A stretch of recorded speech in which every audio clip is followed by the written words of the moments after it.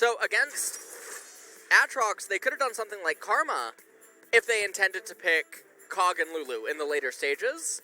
Karma, one of the most famous neutralizers in top lane. Alternatively, Ornn could have come in.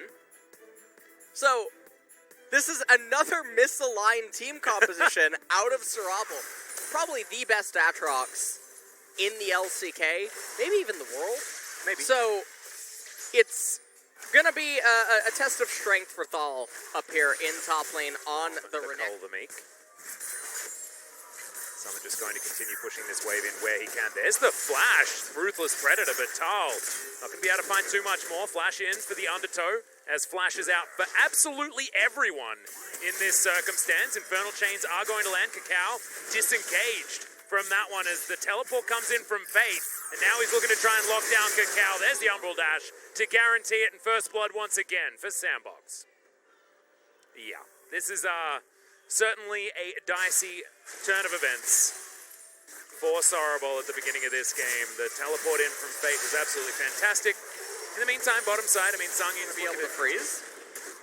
It will allow them to convert their bot pressure into the initial Mountain Drake capture. Summit does not have teleport available. However, Root has arrived off good of a stun reset. there onto Fate. Ulti comes down. I believe the orb not going to be enough as OnFleek just takes down the Lulu. Cacao in trouble. He does secure himself the Drake, but he's going to die for it. Now Sangyun in the back of the pit. There are so many orbs in here, but Dan Chung's going to fall down first. Not entirely sure what he was doing in there. Might have been the Emperor's Divide that changed up his position as Summit's just hanging out on the top side of the map. And he's just going to pop his Humble Life Flare. Insane value. And Thal ran all the way down. And I have a feeling that our Sandbox coaching staff, Joker included, sometimes don't matter if Kog'Maw just finds the sweet spot in a team fight to really go off and make fireworks happen. So, it's not like it's impossible. Cacao, once again, just hanging out in this brush. This time around, though, OnFleek does have to get the hell out of there. Does go golden as Summit. Looks for the last knock-up. He'll get it as Cacao trying to run away. He doesn't actually have to, because he's in the death chamber. And the Azir is going to lock down that kill. Dan Chung's pulled back into the Infernal Chains. The Conquering Sands are not going to be able to find him. As here on the bottom side, another scuffle. Root finds the Piercing Darkness. Heal comes down. Good slow comes in. Flash forward from Gorilla. Should be able to get the Devour here onto Sangyun after that whimsy does wear off. But no, not able to. That timing was actually beautiful. Summit has Prio in top. He can teleport down. Is this real? It's looking to be. As this is a thing that's happening in this game. Teleport comes through first from Tal. As Fate is going to get snared up, but he shifts some sands, gets himself out of the way. It's not going to be a 50-50 because OnFleek is all the way away from this one. Ragnarok. Two dragons have been taken, another Ocean Soul. Oh. Now for either team is in they go. Emperor's Divide comes down, but the Azir is still going to die. OnFleek also going to fall. The Kog'Maw is popping off. Double kill already for Sangyun and Sorrowful. Have they woken up in time? We'll have to find out as this game continues. Big time. Azir.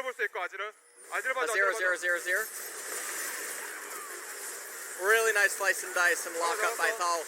And this is that spot I was talking about where if Kog'Maw finds it, he gets the angle, he can just wreck havoc. By one ability. I love blue. I love You actually do. This is your style. Yeah. That's why you were such an aficionado of the Thomas Kench. Well, Sangyun going to get snared as Shirley's going to hop down in the mid lane. Now Nova, the only one underneath this turret is Dan Chung, thinking about a flanking play. Cacao's there, but once again he's standing on a ward. As Tal turns up, Summit has got up here as well.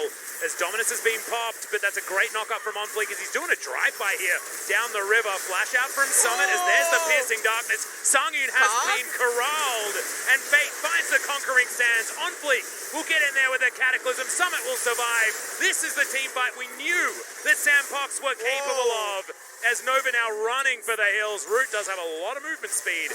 The Glitterlands will deny Root moving any further forward, and the first Drake goes to Sandbox for them. It's going to be that Ocean Drake, as now they'll take down this outer turret in the mid lane, and thought it might have been time for Sarabal to fight back after their earlier team fight win, but it looks like Sandbox have got things well and truly back in their favor.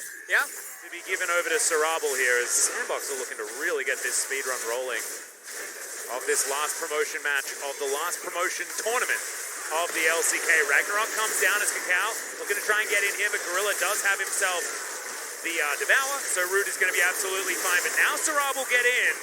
Root goes gold, and that's going to keep him alive for the moment, but eventually does fall down as that's the Baron taken by Sandbox, and the Azir will get rid of that Crocodile. Kakao slowed down as Gorilla's very tanky, and Summit's looking to try and be the hero. My god, the AoE damage is insane, and Thăng is already dead. Double kill in for Fate. As eventually Gorilla falls down, but he's done absolutely his job. As Summit is looking for even more. He will find that knock-up. Goodbye, that is the ace. And Sandbox, they will take their Baron and look to try and break open the base of Sarabul for one last time. And that is going to be it, I think, in this game, Atlas. I screamed because I saw the... Wanted to play him, but only now has he been unlocked and been able to show us exactly what he's capable of. Because remember, very new player is Fate. The only reason that he's been picked up is because Sandbox saw potential in him. And now, waiting in the wings, looking for Dan Chung. No heal up for the Syndra, but thankfully does have his flash, as Root's going to have to flash himself. Ragnarok being popped, but too slow. And he's going to be put in the Cataclysm. My god, the damage as Kakao is able to take down the Jarvan, but it's a 1-for-1 trade of junglers, as now Tal makes his way back underneath his inhibitor turret. Every Baron that you remove is important. But Sangyun is chasing after Summit here. Does he have enough dashes? The answer is yes. The Sandbox now move to this bottom inhibitor turret. This war of attrition still seems to be winning on the side of Sandbox. So, right now, another problem isn't just the gold advantage that Sarabul has to overcome. And in this game, Sandbox just waiting very patiently. As now it does seem like it's going to be the time for them to start up the Baron. Kog'Maw does have his free items. Yeah, I believe Vision actually is available here very for Sarabul. fast. Yeah, and they're just going to kill it. Root wasn't even there, and it's still just dead, basically instantly. And now Kakao turns up, but he's a little bit late for this party. It's like they've already cut the cake, and he was not there to secure himself any of it. Sangyun is waiting very far back, understanding just how dangerous this game is, and Sarabul can't find their way in. They can't find the opportunity they're looking for. Scat of the Week goes entirely wide. Summit now finds Tal. Doesn't get too many of the knockups. Is on Fleek's flag and dragon, getting himself towards the Sarabul team comp as Sandbox are bearing down upon them. Sangyun tagged by the Infernal Chains, but walks his way out of it. Will take a drive-by red buff.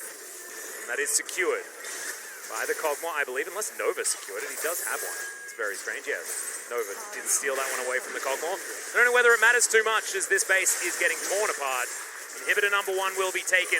Inhibitor number 2 is exposed, bottom side. Summit just moves on down. He does have his GA still up. Tal is standing outside Fog of War, now looking for the backline, but there's the knock-up after the flash from Onfleek to deny the engage this time from Tal, who's now slicing his way out of this one. Onfleek has done his job as Kakao is going to fall down. Onfleek utilizing his goggles, don't play fantastically well. Also, as the Syndra is taken down as an afterthought, Sandbox will get back to work on this inhibitor and now look to promote themselves to the LCK with 5 game wins in a row over the last 2 days. Dominant fashion from this team. Yeah. And Summit looks like he's back in form, and it's about damn time. Well, we're going to teleport in here. This is going to be the last stand. Oh, there's the Empress Divide onto 3. It's Nova trying to keep himself alive, but the Kog'Maw is dead. The Azir does have to fall for it, but that is all the damage available for Sarabul, now taken off the board. Gorilla there doesn't even eat his grey health, doesn't need to, as this Nexus is going to be taken down, and congratulations to Sandbox, and welcome back to the LCK. Sandbox 3-0 in extremely convincing fashion, as that, this series was very lopsided. Severely. I mean, I actually came into the series expecting it to be 3 games in favor of Sandbox, the likely outcome, but I didn't think it was going to be quite this commanding from this squad. I think largely based on the drafting that they demonstrated against Griffin that really should have been very well.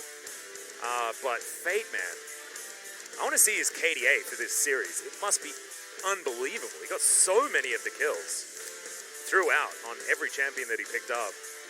Joker, very proud coach